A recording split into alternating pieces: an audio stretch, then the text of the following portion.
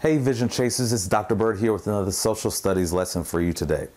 Now today I want to talk to you about the causes of World War I. Now World War I was originally known as the Great War before World War II broke out.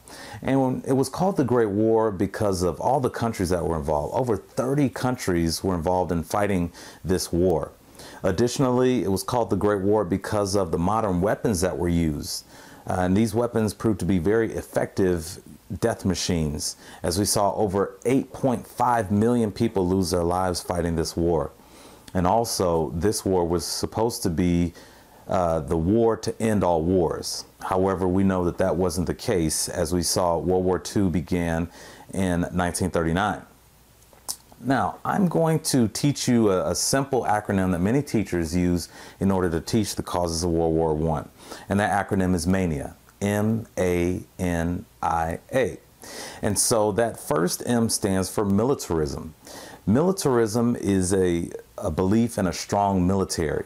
And so between the years 1870 and 1914, you see many countries throughout Europe and throughout the world, they start building up a strong military. And the governments of these countries base this belief on the fact that they had investments in other countries, and so you need a military to protect those investments. More about what they're doing in other countries later. And so the first A stands for alliances.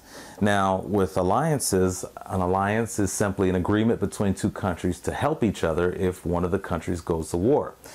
And so again, between the years 1870 and 1914, we see a lot of countries get themselves involved in different alliances. And so you can see how dangerous this is, because it gives countries a sense of security and encourages them to do things they normally wouldn't do if they were without backup.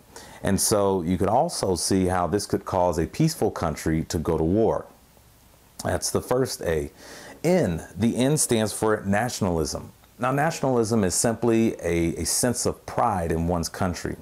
And during this time, there's going to be two types of nationalism that are kind of warring against each other. So the first nationalism is simply a yearning of one country to be free from control of another country. The second type of nationalism involves a country's yearning to be the most powerful, the most dominant country in the world. And so I'm sure by now you can see how those two are opposed to each other, and so war is inevitable. That's N. I. The I, and I've hinted at this before, so the I stands for imperialism. And imperialism is simply a bigger, more advanced country taking over a smaller, less advanced country. And so the prime example of this would be Africa. We saw that by 1914, 90% of the countries in the continent of Africa were taken over by foreign countries. And now this was for various reasons. The primary reason is the raw resources that were found in Africa. Now, many countries were doing this, and I'm sure you can see how this could lead to confusion and disagreements about how the land was supposed to be utilized and who was supposed to control the land. The second A stands for assassination. Things came to a boiling point with the assassination of Archduke Franz Ferdinand, who was the Prince of Austria-Hungary. Austria-Hungary was a bigger country in its area, and it took over smaller countries in its surrounding area. Now, one of those countries in its surrounding area was Serbia, and not all people living in Serbia were happy about the dominance of Austria-Hungary.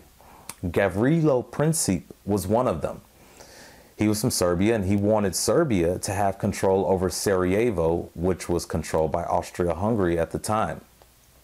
So one day in 1914, as Franz Ferdinand was visiting Sarajevo, Princip assassinated Franz Ferdinand and his wife. This is ultimately going to lead to war between the two countries and pull in multiple countries around the world. Now, to sum it up, again, the causes of World War I gave you the acronym. The acronym is MANIA. The M stands for militarism. First A stands for alliance. The N stands for nationalism, the I stands for imperialism, and that second A stands for assassination of Archduke Franz Ferdinand. And so there you have it. That's a very simple acronym to remember the causes of World War I. Additionally, you can also download the worksheet that goes along with this video to supplement your notes and help you get a better understanding of the causes of World War I. Well, that's our lesson for the day. Please check the Vision Chasers website for other tips and tools to help you. Additionally, check out the forum so you can communicate with students like yourself around the world as you chase your vision of academic excellence. That's it for the day. Until next time, keep chasing the vision, and I will see you later. Bye.